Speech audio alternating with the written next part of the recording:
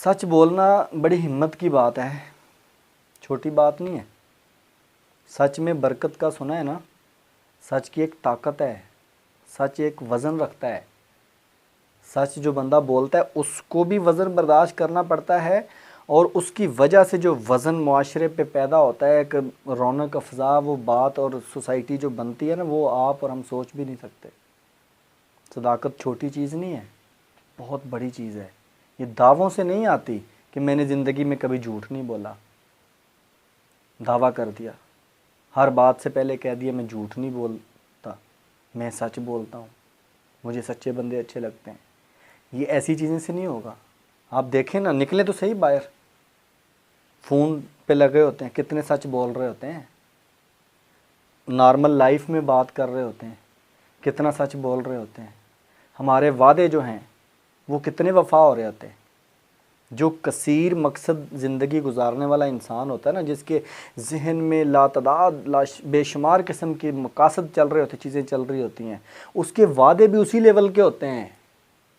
جو ایک مقصد کے اوپر چلتا ہے نا، اس کے وعدے بھی کم ہوتے ہیں۔ جو کم مقصد والی زندگی گزارتا ہے، کم گولز والی زندگی گزارتا ہے، اس کو وعدے بھی کم کرنے پڑتے ہیں۔ جتنے زیادہ آپ مقاصد پال کے بیٹھے ہوئے نا ذہن میں کہ میں یہ بھی کروں گا، میں وہ بھی کروں گا، میں ادھر بھی جاؤں گا، میں ادھر بھی کروں گا، میں پوری دنیا میں جو نا ایک تہلکہ مچا دوں گا، پہلے اپنے اندر تو تہلکہ مچا کے دکھا دو بھائی۔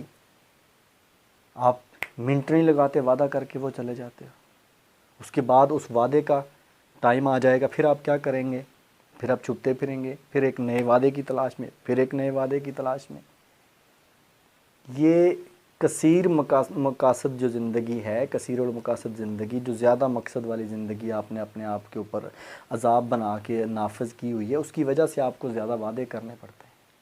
اس کے اوپر غور کیجئے جناب، پھر جا کے ہمیں پتہ چلے گا کہ ہمارا زندگی میں ادھر دنیا میں آنے کا مقصد کیا تھا اور ہم کر کیا رہے۔ اور یہ جو ہمارا تعلیمی نظام ہے یہ نہیں دے سکتا، یہ سچائی بالکل بھی نہیں دے سکتا۔ میں بالکل گارنٹی والی بات کروں، جو موجودہ تعلیمی نظام ہے اس کے اندر رہتے ہوئے ہم کبھی بھی اپنی قوم کو کردار والی قوم نہیں بنا سکتے۔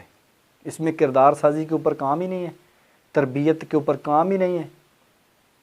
تجربے والی بات بتا رہا ہوں، مختلف جگہوں پہ یہ لکھ بھی چکا ہوں، بتا بھی چکا ہوں۔ ایک سکول کے اندر ہم نے تجربہ کیا، ہائر کلاسز کے بچے تھے، ان کو بٹھایا، ان کو بتایا کہ 10 نمبر کا آپ کا ٹیسٹ ہے، جن بچوں کا ٹیسٹ پاس ہوگا وہ آج ویکنڈ جائیں گے۔ 15 دن بعد وہ گھر جاتے تھے، ہاسٹل والے بچے تھے، اس دن ان کا گھر جانے کا ٹائم تھا۔ ان کو صرف یہ شرط رکھی کہ جو بچہ پاس ہوگا وہی گھر جائے گا، اور پاسنگ مارکس جو ہیں وہ 8 ہیں، 10 میں سے 8۔ بڑا سخت قسم کا ٹیسٹ ہونے والا ہے جی۔ اور ان کو ٹیسٹ میں پھر کیا دیا، ایک آسان سا سوال دے دیا کہ ایمانداری بہترین حکمت عملی ہے، اس کے اوپر اردو یا انگلش میں ایک کہانی لکھی ہے، سٹوری لکھی ہے، زبان آپ کی مرضی کی ہے، انگلش میں لکھ دیں یا اردو میں لکھ دیں۔ دھڑا دھڑ قلم چلنا شروع ہو گیا۔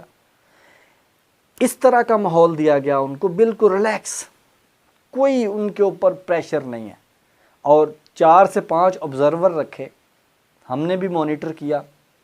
بہت بڑی تعداد تھی وہاں پر جو اس کہانی کو نقل مار کے لکھ رہے تھے۔ 10 نمبر کی کہانی ہے، 8 نمبر لے کے پاس ہونا ہے اور گھر جانا ہے۔ کہانی کے ٹائٹل کو، اس کی روح کو کوئی نہیں دیکھ رہا کہ ایمانداری بہترین حکمت عملی ہے۔ وہ کہاں سے آئے گی ایمانداری جو نقل مار کے لکھی جا رہی ہے جناب؟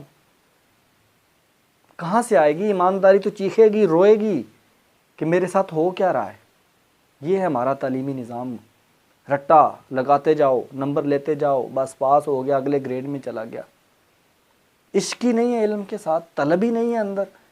16 سال 18 سال تک طالب علم ہے، اسٹوڈنٹ ہے، طالب علم، کتابیں ہاتھ میں ہیں، گھوم رہا ہے یونیورسٹیوں میں، کالجز میں، طالب علم ہے جی۔ جیسی ڈگری ہاتھ میں آئی، علم تو کہیں غائب ہو جاتا ہے، جیسے صرف طالب رہ جاتا ہے۔